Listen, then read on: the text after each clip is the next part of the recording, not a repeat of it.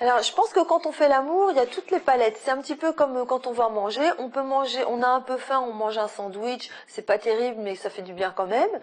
On peut se dire, on va aller dans un grand restaurant. Qu'est-ce qu'on va choisir comme restaurant? Quel jour on y va? On va se pomponner, se mettre une jolie tenue parce que c'est un restaurant classe. Et là, ça va être un plaisir complètement différent que le sandwich vite fait. Et puis, il y a la cuisine familiale. On essaye de faire des bonnes choses, mais bon, sans faire trop de chichi, quoi. C'est un petit peu pareil pour l'amour. On peut aussi bien faire l'amour par impulsion parce qu'on a envie tout d'un coup. On peut faire l'amour parce qu'on se prépare, on se garde du temps, on prend un rendez-vous. On peut faire l'amour très vite entre deux portes, comme on peut se dire, ben, on va prendre beaucoup de temps. Je pense que c'est important dans un couple de ne pas faire toujours de la même manière, de s'accorder des moments différents. Et je pense que dans notre société, on a comme image de la sexualité idéale la sexualité par impulsion. On a envie tous les deux, on saute dessus et c'est super.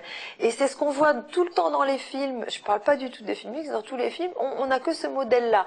Et à tel point qu'il y a des couples qui viennent, je me rappelle d'un jeune couple qui me dit, on a un peu honte, mais maintenant qu'on travaille et qu'on n'est plus étudiant, on fait l'amour tous les samedis soirs comme tout le monde.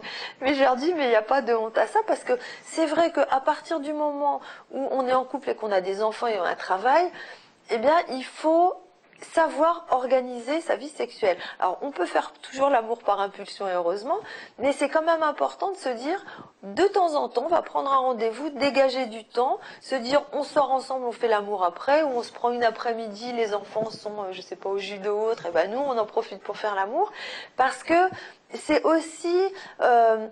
comment dire, mettre une place dans son emploi du temps à son couple et à sa sexualité. Vous voyez, vous remplissez votre emploi du temps, bah, si vous vous dites non, tel soir je peux rien faire parce que j'ai prévu de passer la soirée avec ma femme et on va faire l'amour tous les deux, ben, c'est quelque chose de très positif aussi. Et les deux sont pas contradictoires. Je pense que les couples qui fonctionnent le mieux, c'est les couples qui savent faire les deux.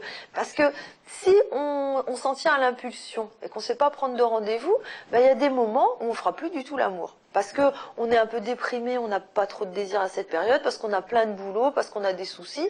Et c'est dommage de perdre le contact à ce niveau-là. C'est vrai que faire l'amour, c'est pas seulement avoir une décharge orgasmique qui va vous détendre et vous faire du bien, vous dire je suis stressée, ça me déstresse, ça fait du bien. C'est pas seulement un médicament, c'est aussi une rencontre avec l'autre et qui le terme faire l'amour, c'est pour dire que ça cultive l'amour dans le couple. C'est de la construction aussi.